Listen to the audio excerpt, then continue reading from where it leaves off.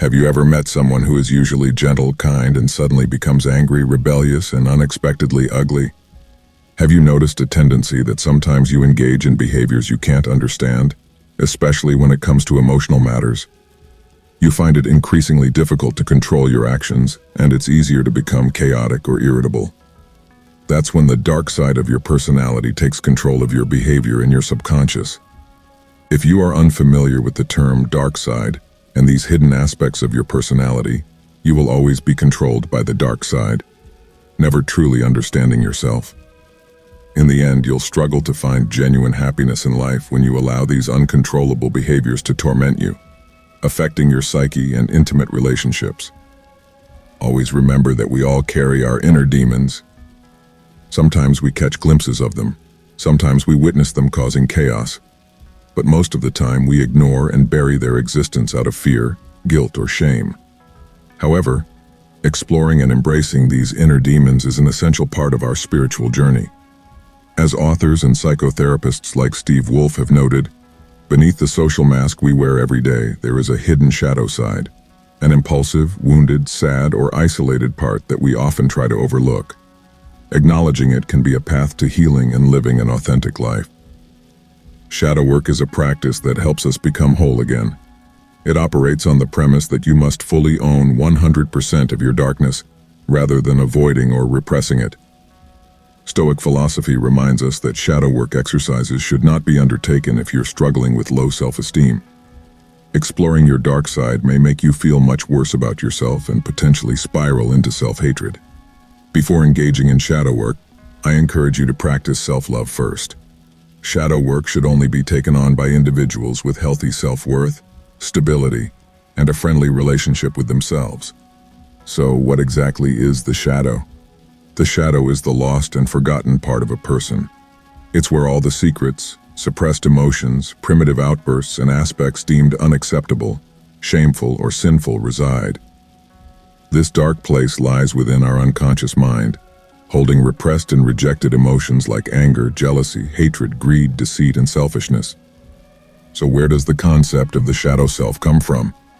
This concept was originally coined and explored by the Swiss psychiatrist and psychoanalyst Carl Jung. In Jung's own words, everyone carries a shadow, and the less it is embodied in the individual's conscious life, the blacker and denser it is. When our shadow is suppressed in the unconscious for long enough, it can even take over our entire lives and lead to addictions, low self-esteem, and mental health issues. According to Stoic philosophers, understanding and mastering oneself is essential. Therefore, working with the shadow, or shadow work, is crucial, especially if you consistently encounter challenges in personal relationships and live a gloomy, colorless life. Why is that? Because the shadow is a part of your personality that you reject, and when you continue to reject it and refuse to accept this aspect of yourself, it will continue to follow you, controlling your behavior in the subconscious and even damaging your life, because you can't control it. The shadow is like another entity within you.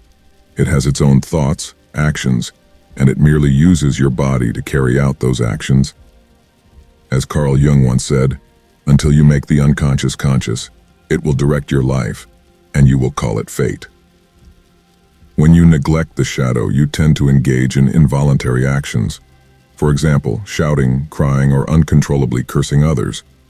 You say things that you never thought you could say, like inadvertently uttering harsh, spiteful words to others, which later, upon reflection, make you feel ashamed and regretful. Your face expresses emotions that you don't truly feel, like displaying disgust or fear.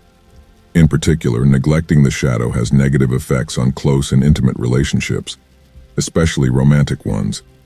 These intimate relationships are where we express our true selves the most. If you don't understand yourself, comprehend, and control your shadow, you'll engage in behaviors that harm your loved ones on a subconscious level, such as saying hurtful things you didn't intend to say, displaying violent tendencies, or subtly manipulating others. Another issue with the shadow is that what you refuse to accept in yourself, you often see in others, referred to as projection in psychology. The personality traits you reject, and sometimes vehemently react to in others, can be reflections of the aspects of yourself that you don't accept, or your shadow. Now let's explore how to practice shadow work in your life from a Stoic philosophy perspective. Number 1, pay attention to your emotional reactions. Firstly, according to philosophers, what we react to or what makes us angry or distressed reveals crucial information about ourselves. So we should give special attention to our emotions by enhancing our awareness. You must understand what you are doing, what you are thinking, and how you are feeling at the moment. Next, Stoic philosophers remind us to apply an open-minded approach to life. We need to be brave and willing to observe any uncomfortable feelings we have. At this point, don't hesitate to ask yourself, why? By doing so, you can list everything that disturbs, angers, or discomforts you. You may very well discover recurring patterns in your life. For example, you might feel offended or ashamed when you see sexual content in a TV show or movie you like. This could reveal sexual repression or misconceptions about sex you have. Or you might be afraid when you see death or a dead body. This could indicate resistance to the essence of life or childhood trauma. If you don't take what makes you angry, disgusted, or uncomfortable seriously, why do you react to it so strongly? The moment you emotionally react to something is the moment you empower it over yourself. Always remind yourself that only things that don't stir emotions within us are truly unimportant to us. Number 2, express your shadow in an artistic way. Psychologists often use artistic therapy as a means to help patients explore their inner selves. Start by allowing yourself to feel or draw out any negative emotions currently present. Choose your preferred artistic medium such as pens and pencils, watercolors, colored pencils, acrylic paint, a journal, sculpting, and so on, and create what you feel.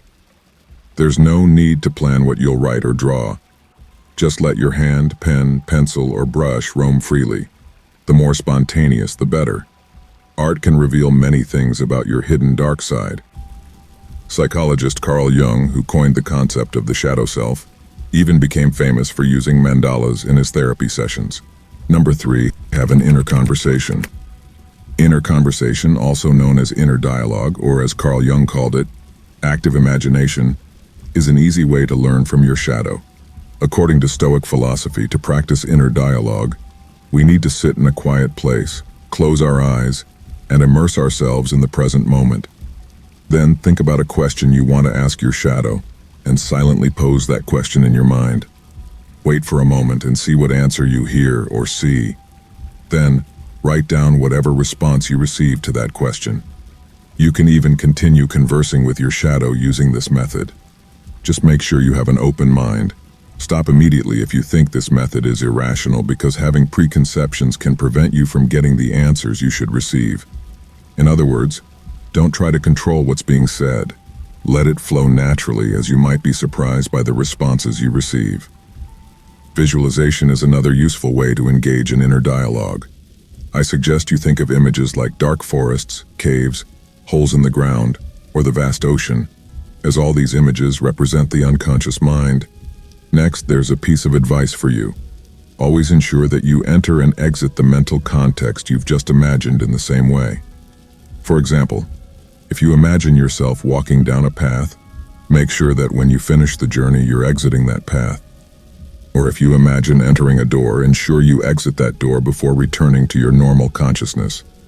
This practice will make it easier for you to transition in and out of your imagination. Number 4, use the mirror technique. Stoic philosophers suggest that fundamentally we must understand a principle. Other people are a reflection of ourselves. Those around us play the role of a perfect mirror onto which we project all our unconscious desires and fears. Begin this exercise by examining your thoughts and feelings about the people you interact with. Pay attention to moments when your emotions are triggered and ask yourself, am I projecting something onto them? The mirror technique will help you confront the denied aspects of yourself. Number 5, write a story or journal about your shadow.